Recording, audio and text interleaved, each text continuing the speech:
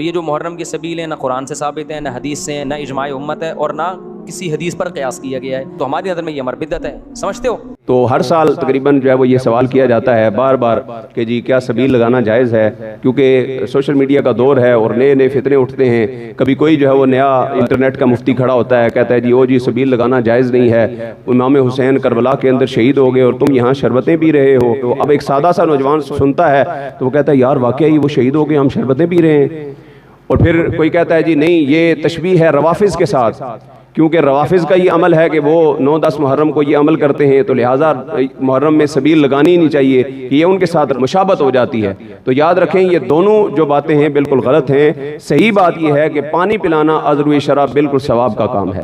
آقا دو عالم صلی اللہ علیہ وسلم کی بارگاہ کے اندر حضور صلی اللہ علیہ وسلم کے ایک صحابی حضرت سعد رضی اللہ تعالیٰ عنہ حاضر ہوتے ہیں. عرض کی یا رسول اللہ صلی اللہ علیہ وسلم میری والدہ دنیا سے وصال کر گئی ہیں، تو مجھے کوئی عمل بتائیں ان کے اصالہ ثواب کے لیے. تو حضور نے فرمایا کہ اپنی ماں کے نام کا ایک کنواں کھدوا دے. انہوں نے بنایا اور اس کے اوپر لکھ دیا یہ سعد کی ماں کا کنواں ہے. تو پانی پلانا عذر شرع بالکل جائز ہے. جہاں تک یہ مماثلت کی بات ہے کہ روافض کے ساتھ تشبیہ ہو جاتی ہے، اور حضور صلی اللہ علیہ وسلم نے فرمایا من تشبہ بقوم فہو منہ، جو جس قوم کے ساتھ مشابہت اختیار کرے وہ انہی میں سے ہے. تو اس بات کا جواب یہ ہے کہ کوئی بھی پانی پلانے والا اگر پانی پلا رہا ہو تو دیکھ کر دیکھنے والا کبھی بھی یہ نہیں سمجھتا کہ یہ رافضی ہوگا. کوئی شعار تب بنتا ہے کسی قوم کا جب دیکھ کر ہی لگے کہ یار یہ کوئی اس قوم کا بندہ لگ رہا ہے. تو شعار وہ ہوتے ہیں جو ظاہری طور پر دیکھ کر پتہ چلے. تو راستے میں ہزاروں نوجوان جو ہے وہ سبیلیں لگاتے ہیں، آپ جاتے ہیں دیکھتے ہوں گے، تو اب وہ سارے دیکھ کر آپ کو نہیں لگتا کہ سارے جو ہیں وہ معاذ اللہ رافضی ہوں گے. تو میں یہاں نوجوانوں سے یہ ایک اور گزارش یہ بھی کرنا چاہوں گا کہ اس محرم الحرام کے مہینے کے اندر وہ حلیہ ہی اختیار نہ کیا جائے کہ آپ کے بارے میں لوگ غلط رویہ اختیار کریں. وہ لباس ہی نہ پہنے کہ لوگ دیکھ کے سمجھیں کہ شاید یہ ان میں سے ہے، کیونکہ محبت اہل بیت لباس کے محتاج نہیں ہے. لباس کے ذریعے سے محبت اہل بیت کا ظہور تھوڑا ہی ہوتا ہے. لباس سے نہیں، کردار سے حسینی بننا چاہیے. ہمیں کردار حسینیوں والا اپنانا چاہیے.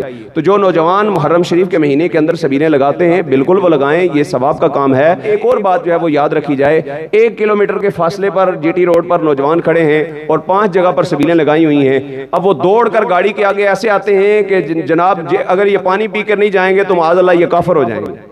تو یہ انداز اختیار کرنا بھی عذر شرع درست نہیں ہے.